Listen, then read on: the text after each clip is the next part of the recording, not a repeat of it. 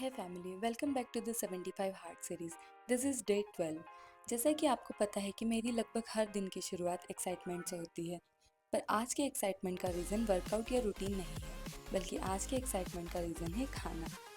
आज मैं एक ऐसी डिश बनाने वाली थी जो मैंने लगभग 10-11 साल पहले खाई थी, और उस समय ये मेरी कुछ फेवरेट डिशेस में से एक थी, जिसका नाम है पखाला भात। हो सकता है मैं ठीक से नहीं बोल पा रही हूँ, पर ये एक ओडिशा की डिश है जो मैंने खाई थी जब मैं अपनी क्लास 9th की पढ़ाई के लिए ओडिशा गई थी। जिन्हें नहीं पता उन्हें बता दूँ कि मेरी स्कूलिंग नवोदय विद्यालय से हुई है, और वहाँ एक कॉन्सेप्ट होता है कि क्लास 9th में हिंदी बेल्ट के नवोदय के कुछ बच्चे नॉन हिंदी स्टेट के नवोदय में जाते हैं, और हर हिंदी स्टेट के डिस्ट्रिक्ट का किसी नॉन हिंदी स्टेट के डिस्ट्रिक्ट के साथ माइग्रेशन फिक्स होता है। मैं थी जैनवी बड़वानी मध्य प्रदेश से, और हमारा माइग्रेशन होता था ओडिशा के जाजपुर डिस्ट्रिक्ट के नवोदय में। अगर आप में से भी कोई नवोदयन है तो कमेंट में बताओ कि आप कहाँ से हैं और आपका माइग्रेशन कहाँ होता है। तो जब हम वहाँ गए, तो जैसा कि नवोदयंस की दोस्ती सबसे हो जाती है despite of your religion, race, caste, language और स्टेट, तो हमारी भी दोस्ती वहाँ के हमारे क्लासमेट से हो गई थी।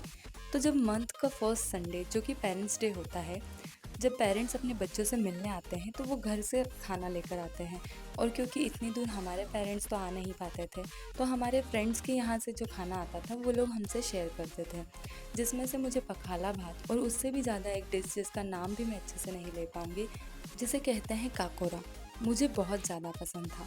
तो मेरी एक फ्रेंड हर मंथ मेरे लिए बुलवाती थी। वो थोड़ा मीठा सा होता है।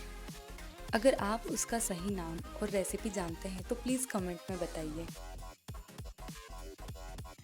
मैंने सोचा था कि मैं ये डिश बहुत ही अच्छे से और आराम से बनाऊंगी, लेकिन मैं मेरे साथ साथ घर में भी सबके लिए बनाने वाली थी, और मुझे काफ़ी लेट हो गया था एंड घर में सब खाना खाने बैठ चुके थे, तो मुझे बहुत जल्दी में बनाना पड़ा, जिस वजह से मैं ठीक से वीडियोस भी नहीं ले पाई, और जो क्लिप्स मैंने ली भी उनमें भी कहीं कहीं फोकस नहीं हो पाया। लेकिन अगर आपको इसकी रेसिपी चाहिए तो आप कमेंट करके पूछ सकते हैं। आज मैंने अपनी नई डिज़ाइन का सैंपल स्टिच किया, पर आज पता नहीं क्यों इतने दिनों बाद मुझे हेडेक बहुत ज़्यादा हुआ, जिस वजह से मैं उसे पूरा नहीं कर पाई। लेकिन मैंने अपने बाकी सारे टास्क पूरे किए, और आज मैंने एटॉमिक हैबिट्स का चैप्टर 12 पढ़ा, जिसमें मैंने हमारे बेसिक बिहेवियर का पैटर्न नोटिस किया। बुक में मैंने पढ़ा कि human behaviour follows the law of least effort. We will naturally gravitate towards the option that requires the least amount of work. और सच में हम वही चूज़ करते हैं जो ईज़ी लगता है। जैसे अगर टेबल पर बुक की जगह फ़ोन रखा है तो हम स्क्रॉल करना शुरू कर देंगे। इसलिए अगर हमें हमारे अंदर गुड हैबिट्स को डेवलप करना है, तो राइटर ने बताया कि create an environment where doing the right thing is as easy as possible. कल फिर मिलते हैं एक नए इम्प्रूवमेंट के साथ।